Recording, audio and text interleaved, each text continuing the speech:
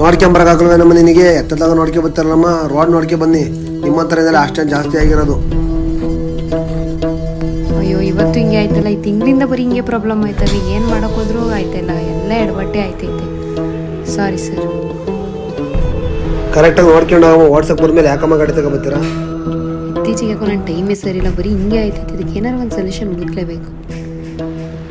ನನ್ನ ಇತ್ತೀಚಿನ ಪ್ರಾಬ್ಲಮ್ಸ್ ನೋಡಿ ನಾನು ಸೊಲ್ಯೂಷನ್ ತಗೊಳ್ಳೇಬೇಕು ಅಂತ ಬಂದಿದ್ದು ಶ್ರೀ ತ್ರಿಕಾಲ ಜ್ಯೋತಿಷ್ಯ ಪೀಠಂ ನಾಗೇಶ್ ಗುರುಜಿ ಅವರ ಹತ್ರ. ಇಲ್ಲಿ ನಿಮ್ಗೆ ಯಾವುದೇ ರೀತಿ ಸಮಸ್ಯೆ ಇದ್ರೂ ಕೂಡ ಇವರು ಪರಿಹಾರನ ಮಾಡ್ಕೊಡ್ತಾರೆ. ಕೆಲವೊಮ್ಮೆ ಎಷ್ಟೇ ಪ್ರಯತ್ನ ಪಟ್ಟರು ಸಕ್ಸಸ್ ಸಿಗದೆ ಇರ್ಬೋದು, ಉದ್ಯೋಗ ಸಿಗದೆ ಇರ್ಬೋದು, ಹಣಕಾಸಿನ ಸಮಸ್ಯೆ ಬರ್ಬೋದು. ಇಂಥ ಎಲ್ಲಾ ಪ್ರಾಬ್ಲಮ್ಗೂ ಕೂಡ ಇವರು ಪರಿಹಾರನ ಮಾಡ್ಕೊಡ್ತಾರೆ.